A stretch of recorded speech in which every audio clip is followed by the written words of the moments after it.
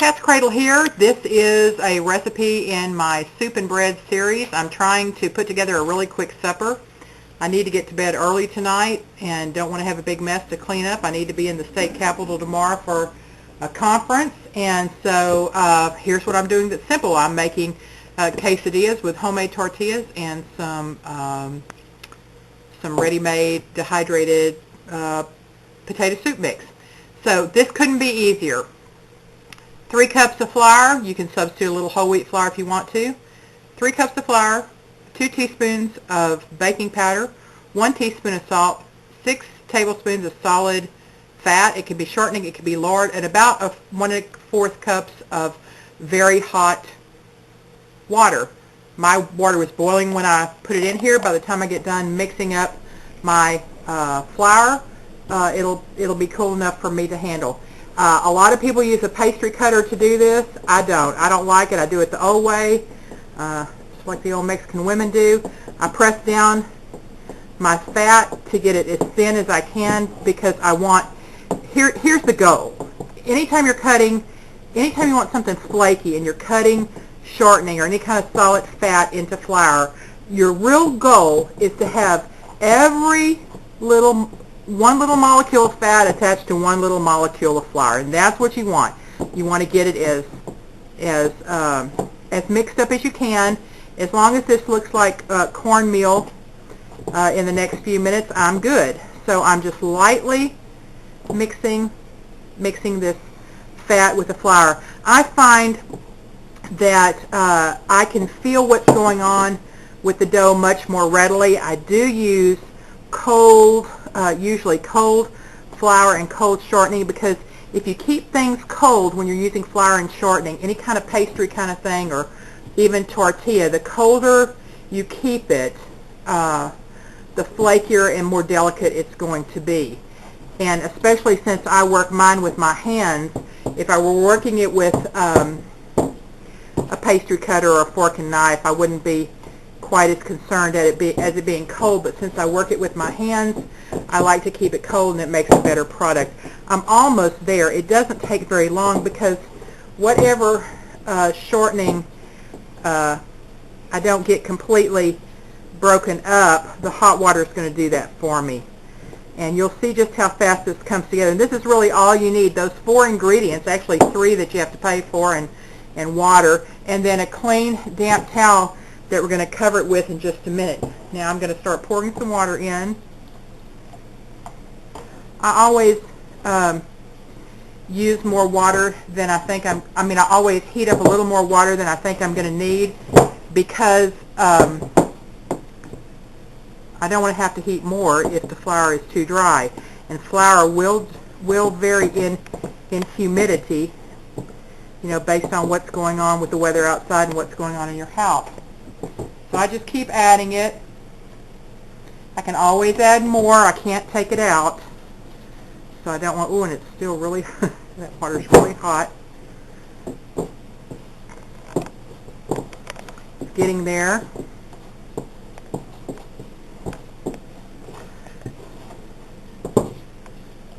I love the smell even at this point. I love the smell of the flour and it smells good. Preparate's doing this for me today. It's got a really, really good smell to it. Yeah, it does.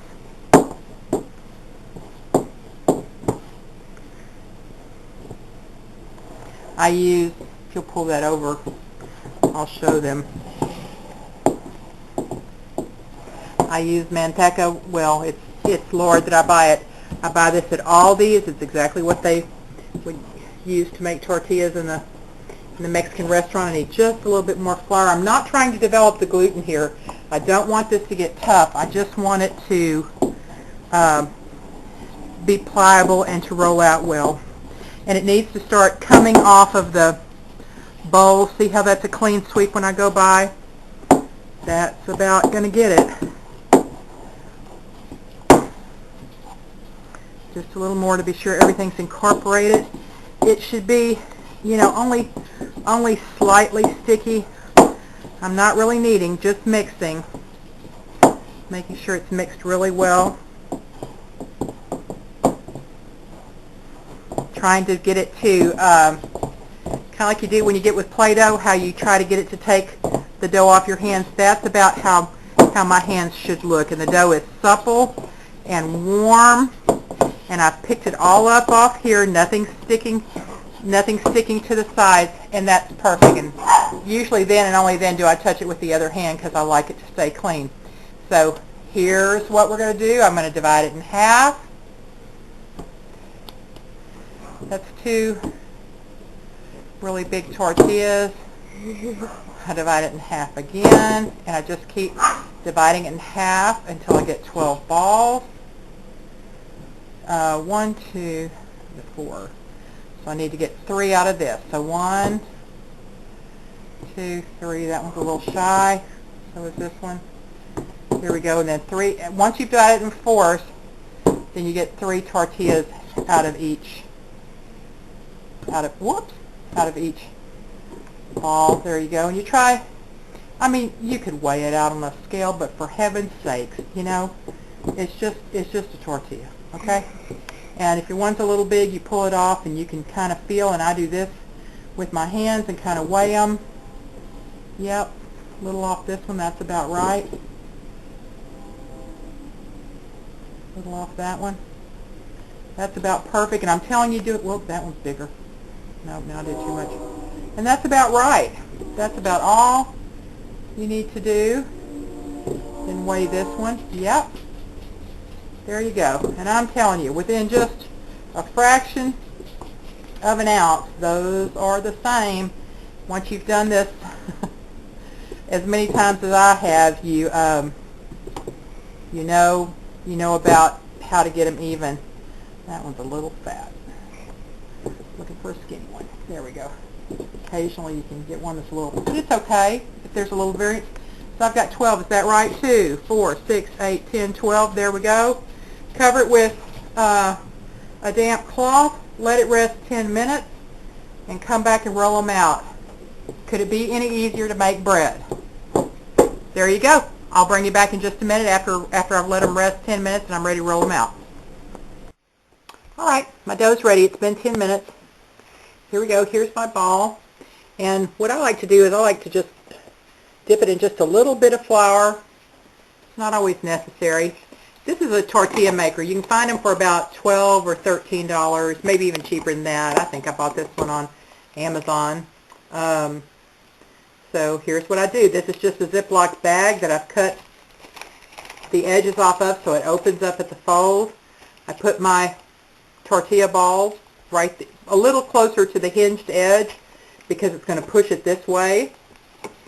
Sometimes it comes out the edge. It just depends on how big I made my balls. I press all the way down. That one's coming out. That's okay. Not a big deal. And there you go. That's a nice tortilla. Now, I like mine pretty thin.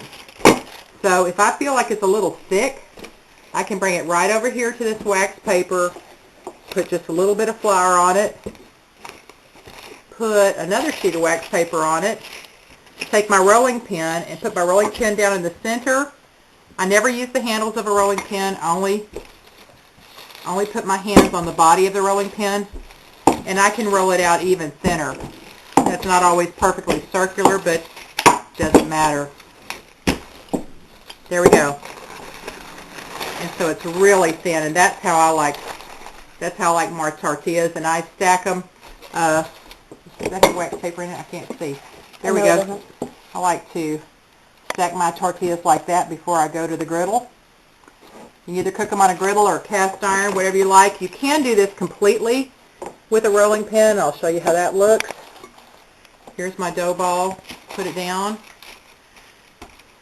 And I find it's best if I kind of flatten it a little bit with my hand like that. Start in the center, roll out, come back to the center, roll this way.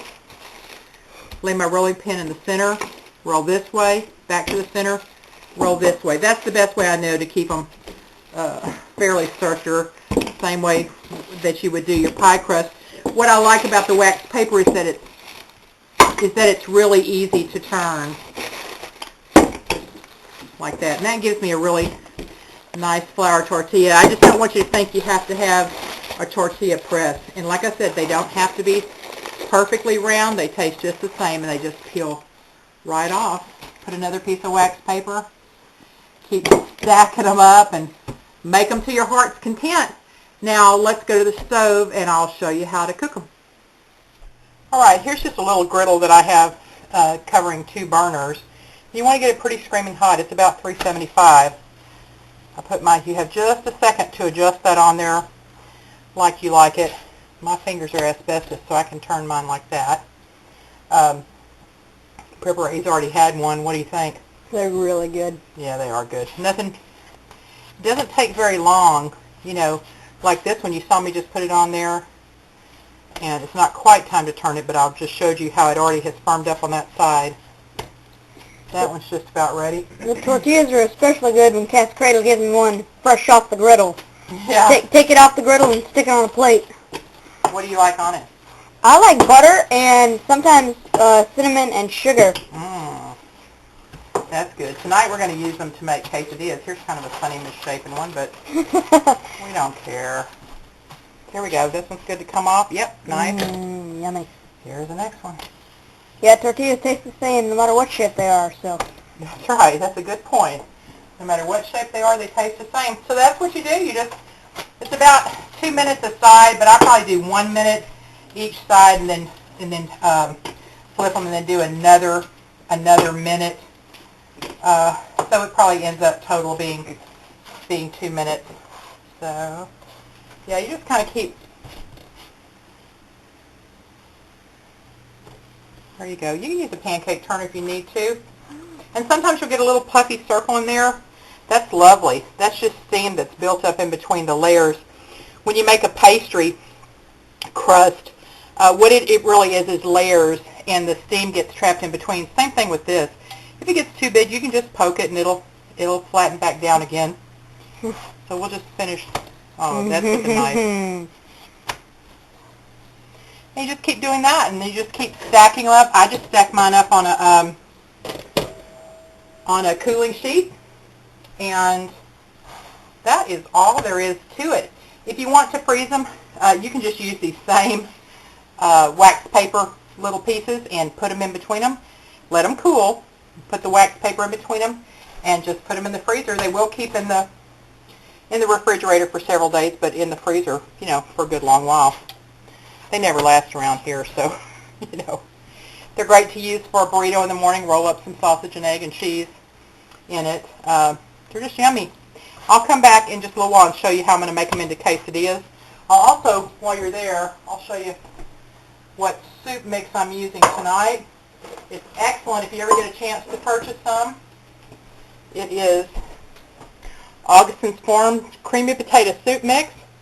And we use almost half of the water it calls for because we like it. That's okay, just focus right there. We like it a little thinner, and it's delicious. So that's what we're going to use tonight. But I'll come back and show you how to make the quesadillas. This one's, yep, that one's ready to come off the grill. That one can use just a few more minutes. And the next one goes on. It just does not take very long to do a dozen tortillas, and you've spent pennies on them, and there's no preservatives in them. Wonderful. And they just stack up like that. What a beautiful thing. Homemade by your own hands. So we'll come back when we're sitting down to dinner and show you the quesadillas. All right, here we go. We have the first quesadilla in the pan. I've got a full slice of cheese and a circular piece of deli ham here, and just a few tiny little specks of cheese on the other side just to glue it together. That's getting nice and hot. Then I'm going to flip it, cut it in quarters, and serve it up with a cup of soup. And here's another one ready to go in the pan, good to go. And you just stack them up and keep them going like that, and I'll show you what it looks like. Preparay's smiling, she's hungry. We'll show you what it looks like when we get it plated up. All right, dinner is ready. It's a very casual affair tonight. A little black pepper in there, Preparay. There you go. Black pepper. There's some potato soup. That's Augason Farm's creamy potato soup mix. Delicious, easy to make. Simmers for about 20 minutes. Careful, that's really warm.